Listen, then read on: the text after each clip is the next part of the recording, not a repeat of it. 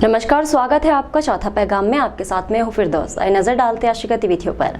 8 दिन से लापता खामनी के युवक की हत्या की गुत्थी का एसपी राहुल कुमार ने एक प्रेस वार्ता में खुलासा किया है।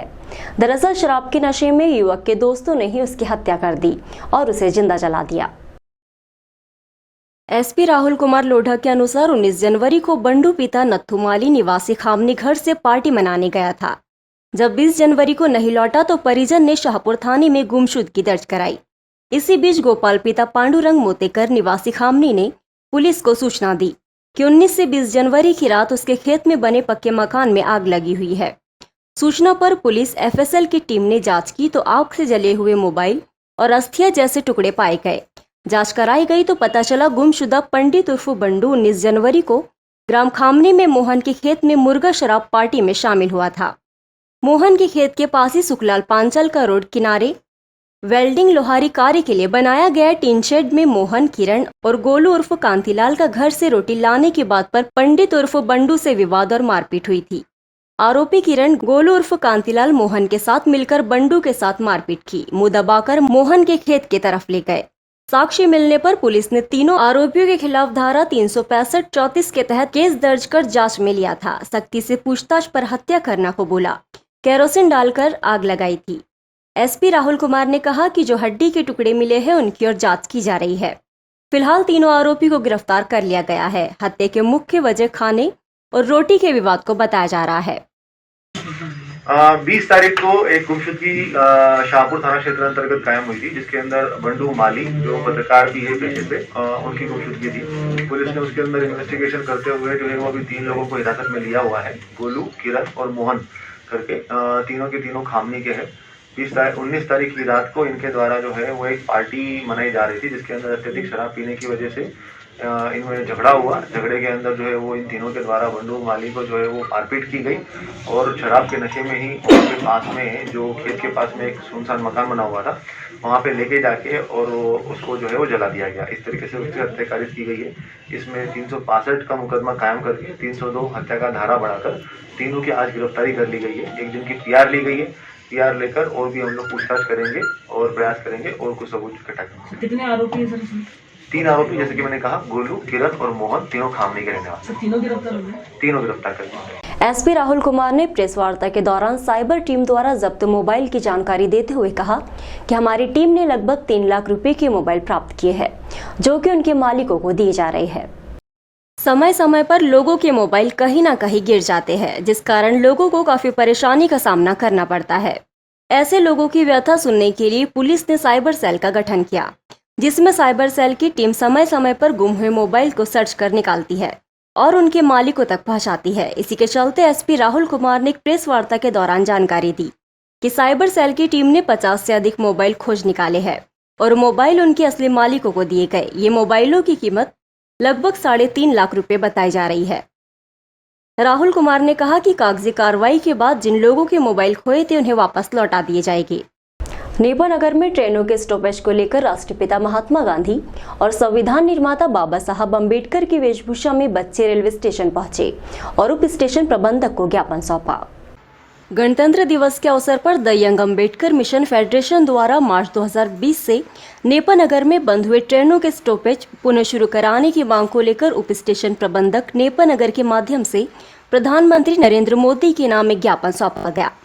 मांग अनोखे तरीके से की गई। 2 बालक गांधी जी और बाबा साहब अम्बेडकर के गेटअप में नजर आए। ज्ञापन के माध्यम से फेडरेशन ने नेपानगर क्षेत्र के रहवासियों की समस्या व्यक्त की। ट्रेनें बंद होने से यहाँ के निवासियों पर समय और धन का अतिरिक्त भार पड़ रहा है। छोटे व्यापार प्रभावित है। आसपास के बड़े शहरों में अप डाउन करने वाले विद्यार्थी बड़ी मुश्किल में है। एक दिन पहले ही सांसद ने 26 दिन से चल रही हड़ताल खत्म कराई, तो वही बुधवार को बच्चे अपने परिजन और फेडरेशन सदस्यों के साथ स्टेशन ज्ञापन देने पहुंचे।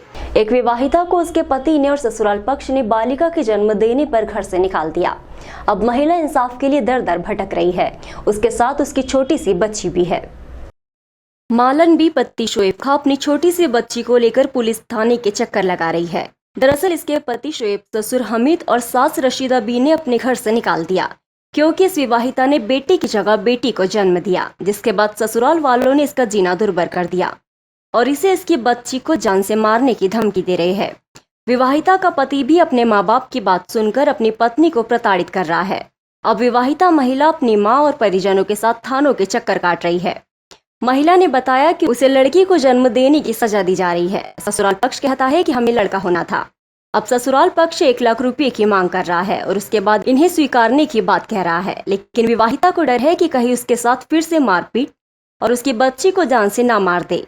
इस पूरे मामले की विवाहिता ने एसपी कार्यालय में शिकायत की है। घर से अच्छे से लेके गए मुझे और ससुराल वालों ने और मेरे साथ में अत्याचार कर रहे, मार रहे, ठोकरे, खाने पीने को नहीं दे रहे। लड़की नहीं होना बोले, हमारे को लड़का होना बोले, नदी में फेंक देंगे इसको। लड़का ही छोना बोले, तेरे को भी मार डालेंगे जला के बोले।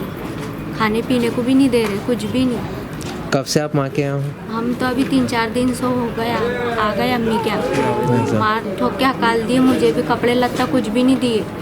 सब पोरी के आंख पे से भी, मेरी बेटी की लड़की के आंख पे से सोना चांदी छीन डाले। क्या बोलते हैं ये लोग? ये कहते हैं कि हमको लड़का होना, लड़की नहीं होना बोले। इस कारण आपके साथ मारपीट की है? हाँ, इसकी मारपीट की है हमारे साथ। आप कहाँ पहुँचे थे शिकायत करने? ये गणपति नाका थाने पहुँचे? थाना फिर पहुँचे। वहाँ से कहाँ पर आए? वहाँ से फिर घर आ गए। उन्होंने कुछ भी नहीं, बस आधा घंटा उनको बंद करे और हमारे आने के बाद में छोड़ दिए साहब। अभी एसपी साहब से शिकायत की आपने? अभी इनसे शिकायत करे, अब जा रहे हैं इनके घर। कलयुगी प्रेमी प्रेमिका ने अवैध संबंध के चलते एक 10 वर्षीय बालक की हत्या कर दी और इस हत्या में बालक की मां और उसकी मां का प्रेमी शामिल है। पुलिस ने दोनों को गिरफ्तार कर लिया है। मामला जलगांव का है। अवैध संबंधों की पोल न खुल जाए इसलिए जलगांव महाराष्ट्र के ग्राम विक्रांत के रहने वाले प्रेमी ने अपनी प्रेमिका के 14 साल के बेटे को मौत के घाट उतार दिया, जिसमें प्रेमिका ने भी उसका साथ दिया। आरोपी प्रेमी बालक को बहला फुसलाकर बुरहानपुर जिले के असरगढ़ जंगल में लाया और बेर के पेड़ पर फांसी पर लटकाकर हत्या कर दी। 10 दिन तक बच्चे का शव जंगल में पेड़ पर लटका रहा। देर रात करीब 3 बजे जलगांव पुलिस उसे लेकर बुरहानपुर पहुंची। सुबह शव बरामद किया। मृतक के पिता ने कहा, पत्नी का प्रेमी काला जादू भी करता था। दोनों के प्रेम संबंध का राज बेटा मुझे न बता दे, इसलिए दोनों ने मिलकर उसकी हत्या कर दी। 14 साल का पुरुषोत्तम पिता विलास पाटिल 12 दिन से लापता था। पिता विलास ने उसे सभी जगह तलाश किया लेकिन पता नहीं चला। दरअसल बालक को उसकी मां पर शक था कि उसके प्रमोद सिंपी नामक व्यक्ति से अवैध संबंध है। ये बात उसने अपने पिता को बताई थी कि एक आदमी यहाँ घूमता है। एक दिन जब बालक घर की छत पर कबूतर उड़ा रहा था तो प्रमोद वहां पहुंचा और उसे लालच दिया कि मैं तुझे कबूतर का पिंजरा दिलाऊंगा। विलास पाटिल के मुताबिक प्रमोद देर रात कारोबार के साथ ही काला जादू करता था। वो जादू टोना कर उसे बहला फुसला कर ले गया और राविर से रस्सी खरीदी। इसके बाद बालक को असरगढ़ के जंगल में ले गया। इसी बीच बालक की गुमशुदगी दर्ज होने पर जलगांव पुलिस मामले की जांच कर रही थी। जांच के दौरान अवैध संबंधों का पता चलने और आरोपी पर शंका होने पर उसे गिरफ्तार किया गया। पहले तो उसने बचने का काफी प्रयास किया, लेकिन जब सख्ती से पूछताछ की गई तो वह टूट गया। पुलिस ने आरोपी प्रमोद और विलास की पत्नी मंगला पाटिल को गिरफ्तार किया। देर रात पुलिस बुरहानपुर पहुंची और शव बरामद कर पोस्टमार्टम के लिए भेजा गया।